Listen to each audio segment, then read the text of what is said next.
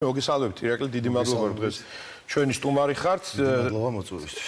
საინტერესო პროექტია თავისთავად გავეცანი და რატომ მოგიწვია და რატომ გთხოვეთ მოსვლა, იმიტომ რომ ჩემთვის რამოდენიმე მნიშვნელოვანი, განსხვავებული და გამორჩეული ასპექტები დავინახე, რომელიც უშუალოდ პროექტის განვითარებას ეხებოდა. და მინდა, რა თქმა უნდა, პრობლემებზედაც ვისაუბროთ, მაგრამ მინდა რომ გკითხოთ, პირველი კითხვა ჩემი არის ესეთი, როდესაც თქვენ საუბრობთ უკვე მზად ახართ, რომ სამშენებლო სამუშაოები დაიწყოთ მომავალი წლიდან, ამაზედაც ვისაუბროთ, მაგრამ რა კვლევები ჩაატარა კომპანიამ იმისათვის, რომ პროექტს მისცემოდა დასრულებული სახე და შემდეგ უკვე სხვა კვლევებზე გადავალთ, რომელიც სახელმწიფომ ჩაატარა და როგორ იყო ეს ყველაფერი თანხმედრაში. მოგესალმებით, დიდი მადლობა მოწვევისთვის, მივესალმებით თქვენს მაყურებელს. მოკლე ექსკურსი რო გავაკეთოთ, 2006 წელს ყაზახმა ინვესტორებმა და მისმა საინვესტო ჯგუფმა შეიძინა ყოფილი პანსიონატ მამისონის ტერიტორია, რომელიც უნდა აღინიშნოს, რომ არის თვითონ მთლიანად კურორტ შოვის 60% ტერიტორიულად რო შევხედოთ. თუმცა მოგეხსენებათ 2008 წლის მსოფლიოს საქართველოს ომი იყო, შემდეგ 2009 წლის მსოფლიო ფინანსური კრიზისი, ეს ყველა შეეხო მათაც და 2016 წლიდან უკვე გაჩნდა თავიდან კიდევ ერთხელ ინტერესი კურორტის განვითარების. შესაბამისად, ჩვენ დავიწყეთ თანამშრომლობა კომპანია სიმეტრიამ ყაზახ ინვესტორთან. პირველი რაც გავაკეთეთ თავისთავად იყო კურორტის პოტენციალის შეფასება. მოგეხსენებათ, შოვი სახელგანთქმული, ასე ვთქვათ, არის ბალნეოლოგიური რესურსებით და მინერალური წყლებით. შესაბამისად, მოხდა წყლების შეფასებაც, გარემოს შეფასება და ასე შემდეგ. ამ ყველაფერზე დაყრდნობით და თან გამომდინარე იქიდან, რომ კურორტის მთლიანი ტერიტორიის 60%-ს ფლობს ყაზახი ინვესტორი, ამ ერთეულის განვითარების გარეშე მთლიანი კურორტის განვითარებაც შეუძლებელი არის. შესაბამისად, ჩვენს მიზნად დავისახეთ, რომ მთლიანი კურორტი ერთიანი განვითარებით და მთლიანად კურორტი განვითარებულიყო, რაც მოგეხსენებათ საქართველოს რეალობაში უპრეცედენტო შემთხვევა არის, მსგავსად დაგეგმილი, გააზრებული და ერთიანი განაჩენების და კონცეფციის ქვეშ მოქცეული კურორტი დღესდღეობით საქართველოში არ არის. ანუ ჩვენ ვსაუბრობთ იმაზე, რომ თავისთავად მოხდა არა მარტო თვითონ პროექტის დეველოპმენტი, კურორტის დეველოპმენტი, რა უნდა აშენდეს, როგორ უნდა აშენდეს, რამდენ ტურისტს მივიღებთ, ამაზედაც გვექნება საუბარი, არამედ პირველ ყოვლისა მოხდა იმ პოტენციალის შეფასება, რომელიც კურორტს გააჩნია მთლიანობაში და ამ პოტენციალზე დაყრდნობით მოხდა იმ პროექტის შედგენა, რომლის განვითარების შედეგადაც მოხდება სრულად კურორტის პოტენციალის ათვისება. იმავდროულად ძალიან საინტერესო რეგიონში მდებარეობს შოვი, ტურისტული პოტენციალის თვალსაზრისით და იმ პოტენციალის თვალსაზრისით, რომელიც ბუნებრივი პირობები და გარემო ქმნის. გულისხმობ კონკრეტულად რაჭას. ამას ემატება ისიც, რომ სულ რაღაც ახალხანს 2 კვირის წინ გაიხსნა გზა საჩხერე რაჭის დამაკავშირებელი, რომელმაც თბილისიდან შეამცირა ეს გზა. გულწრფელად გეტყვით, ორჯერ მომიწია დასავლეთში წასვლა ამ ბოლო 2 კვირის განმავლობაში და ორივეჯერ ეს გზა ავირჩია. მართალია გამიგრძელა გზა ბათუმამდე 2 საათით, მაგრამ ძალიან ლამაზი გზა არის და მართლაც ამოკლებს ამ გზას, მაგრამ მეორე არის, დაუბრუნდეთ ჩვენ იმას, მეორე საკითხი არის თვითონ რეგიონის განვითარების გეგმა. როგორ ჯდება სივრცითი მოწყობის გეგმა? არსებობს ასეთი სივრცითი მოწყობის გეგმა კონკრეტულად ონის რაიონისთვის, რომ ეს იყოს მოგახსენებთ, მას შემდეგ რაც ჩვენ პოტენციალს შევისწავლეთ და გადასცა, რომ განვავითაროთ შოვი როგორც ტურისტული ადგილდანიშნულება მსოფლიო დონის. შესაბამისად, ჩვენ კონკურსის სახით მოვიწვიეთ ერნსტ იანგი, შევარჩიეთ დიდი 4-ეულის კომპანია, მათი დახმარებით ავსტრიულ საერთაშორისო კომპანიასთან ერთად დავგეგმეთ მთლიანად კურორტი და გავაკეთეთ კურორტის გენერალური გეგმა. ავსტრიელ და გერმანელ ბალნეოლოგებთან ერთად ჩვენ ვიმუშავეთ უკვე ბალნეოლოგიის მიმართულებით იმ სპა პროცედურებისთვის და ზოგადად ბალნეოლოგიის მიმართულებით რა უნდა გაკეთებულიყო და პარალელურად თქვენ როგორც იკითხეთ, სახელმწიფოც მუშაობდა გეგმაზე, ოღონდ მთლიანად ონის მუნიციპალიტეტისთვის. ეს მოიცავდა როგორც შოვის ტერიტორიას, ასევე მრავალძალს, ასევე უწერას. ამ გეგმის მიხედვით 2025 წლისთვის რეგიონმა უნდა შეძლოს 90,000 ტურისტის მიღება. ყოველწლიურად. დიახ, და მე როდესაც ვსაუბრობდი პოტენციალზე შოვის კურორტს აქვს იმის პოტენციალი, რომ ეს იყოს 4 სეზონიანი საერთაშორისო დონის კურორტი. თუმცა მოგეხსენებათ 90,000 ადამიანის მასპინძლობას 90,000 დავაზუსტებ, ეს არის ონის რაიონი. ეს ონის მუნიციპალიტეტის სახელმწიფოს გეგმა. თქვენი კურორტის შესაძლებლობები აი 90,000-ში ჩვენი რამდენია? კურორტის შესაძლებლობა არის 60,000 ადამიანი. ანუ 2/3 იქნება თქვენი. დიახ, მე როგორც აღმოჩნდა, ჩვენი მთლიანად რადგან კურორტს მოვიცავთ, ჩვენს გარდა იქ არის სანსეჩოვი, სასტუმრო რაჭა, სხვა მცირე საოჯახო სასტუმროები, ყველას ერთად დღეში 1400 სტუმრის მიღება შეუძლია, თავისი ატრაქციებით, გასტრონომით, ასე შემდეგ.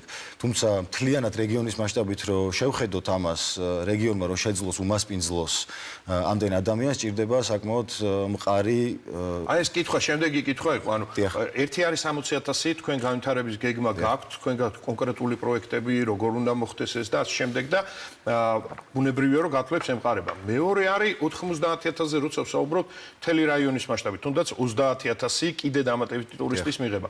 ამისათვის საჭირო არის, გზა გვაქვს დამაკავშირებელი, მაგრამ შიდა გზები იქნება საჭირო, ტურისტული ინფრასტრუქტურა იქნება საჭირო, გასტრონომიული ობიექტები იქნება საჭირო და რაც ყველაზე მთავარია კვალიფიციური ადამიანური რესურსია საჭირო იმისათვის რომ მომსახურება იყოს სათანადო, მართვა იყოს სათანადო, აი ამ კუთხით რას ფიქრობთ და რა გეგმები გაქვთ თქვენ და როგორც ვთქვათ, კარგი თანამშრომლობა გაქვთ მუნიციპალიტეტთან და კი, სხვათა შორის, როდესაც სახელმწიფო მუშაობდა თავის მხრივ ონის მუნიციპალიტეტის გეგმაზე და შოუზე კონკრეტულად, ჩვენ ძალიან ჩვენს ამ პერიოდში დაემთხვა, ესეც უპრეცედენტო იყო ალბათ საქართველოს რეალობიდან გამომდინარე, ჩვენ ძალიან მჭიდროდ თანამშრომლობთ და ჩვენი გეგმა და სახელმწიფოს მიერ შემუშავებული გეგმა არის შეიძლება ითქვას სულ თანხვედრაში. ერთ-ერთი საკითხი, რაც დარჩა რეალურად გადასაჭრელი, ეს არის რომ ადგილობრივმა მუნიციპალიტეტმა და საკრებულომ ეს სახელმწიფოს მიერ შემუშავებული გეგმა შეითანხმოს.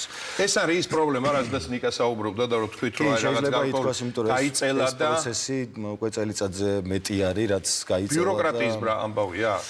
ბიუროკრატიის არ უყვარს ბიზნესი, ხა სახელმწიფოს ცუდი საუბარი მე მესმის, მაგრამ ის უნდა ითქვას, რომ ჩემი აზრით უფრო კოორდინაციის პრობლემა არის სახელმწიფო უწყებებს შორის და აქვე მინდა იმასაც ხაზი გაუსვა, რომ ჩვენი თხოვნა, ასე ვთქვათ, ერთ-ერთი და მოთხოვნა სახელმწიფოსადმი, რომ შეიქმნა საკოორდინაციო ჯგუფი, იმიტომ რომ მსგავს მოცულობის პროექტის ფარგლებში ჩვენ გვიწევს, რა თქმა უნდა, უამრავ სხვადასხვა სახელმწიფო უწყებასთან თანამშრომლობა და ამ პროცესების კოორდინაცია არის ზუსტად ის ნაწილი, რომელიც საშუალებას მოგცემს უფრო სწრაფად წავიდეთ წინ და ის გეგმა, რომელიც ჩვენ გვაქვს, რომ მომავალი წლიდან დავიწყოთ სამშენებლო სამუშაოები, ამას დაეხმარება და წაადგება და ამისთვის გადამწყვეტად მნიშვნელოვანია, რომ გეგმა შეთანხმდეს. ეს ერთი მხრივ ბიზნესისთვისაც ძალიან მნიშვნელოვანი არის, არა მარტო ჩვენთვის, სხვა მოთამაშეებისთვისაც, რა თქმა უნდა, მაგრამ ძალიან მნიშვნელოვანია კურორტის ერთიანი განვითარებისთვის და იმისთვის, რომ იქ ქაოტური განვითარება და განაშენება არ მივიდეს. მითხრა რომ ამის ყველა წინაპირობა შექმნილია კერძო სექტორისგანაც, არის კვლევები და განვითარების გეგმა და სახელმწიფოს მხრიდანაც არის. მინდა რომ უფრო კონკრეტულად ახლა უშუალოდ პროექტზე ვისაუბროთ. რას გულისხმობს ეს პროექტი? რამხელა ინვესტიციაზეა საუბარი, რამდენი საწოლი იქნება, რა ატრაქციების შექმნას გეგმავთ და ასე შემდეგ. და როდის მომავალ წელს ვიწყებთ, თქვენ როგორც აღნიშნეთ, როდის ვამთავრებთ და სრული დატვირთვა როდის გვექნება? მოგახსენებთ, ანუ რაც შეეხება თვითონ უშუალოდ ჩვენს პროექტს, მე როგორც აღნიშნე, ეს არის მთლიანად კურორტის პროექტი. ამ კურორტზე სხვა მოთამაშეების გარდა ჩვენივე ტერიტორიაზე, რასაც გეგმავთ, ეს არის 5 ვარსკვლავიანი, 128 ნომრიანი სასტუმრო მშენებლობა და ასევე 30 შალე კოტეჯის ტიპის.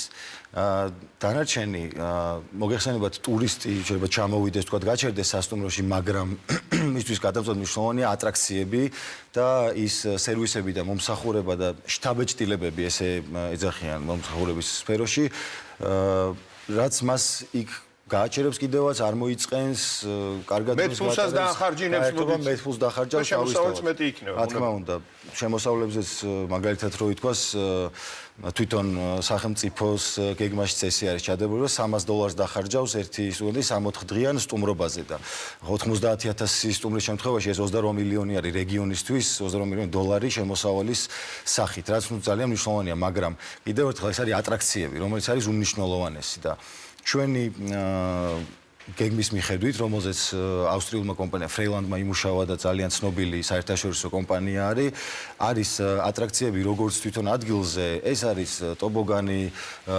სრულყოფილი სპორტული ინფრასტრუქტურა, ეს არის ბილიკები ხეებზე დაკიდებული, ეს არის საჯინიბო, ეს არის უამრავი სხვა ისეთი აქტივობა, რომელიც იქნება. აი, კურორტის გარეთაც გეგმავთ, აი ტურისტული მარშრუტები, იგივე ჩვენ საუბრობთ მრავალ ძალთან დაკავშირებით და რა თქმა უნდა, იქიდან ძალიან ბევრი საფეხმავლო ბილიკები გადადის სხვადასხვა სოფლებში, ულამაზეს ადგილებში, ძალიან დიდი პოტენციალი აქვს, მაგალითად სკი ტურინგს და სამთო სპორტის სახეობებს თოვლის ჯამურად რამდენ მილიონიან ინვესტიციაზე ვსაუბრობთ? ჯამური მოცულობა საინვესტიციო ამ პროექტის გახლავთ $50 მილიონი და ხანგრძლივობა ის იმ პირობებში თუ ჩვენ შევძელით მომავალი წლის გაზაფხულიდან, როდესაც თოვლი დადნება, თუ ყველაფერი წავიდა ისე რომ გეგმა შეთანხმდა სამშობლო ნებართვის პროცესის ჩვენ შევძელით თავისოზე დაწყება 3-4 წლიანი პროექტი არის.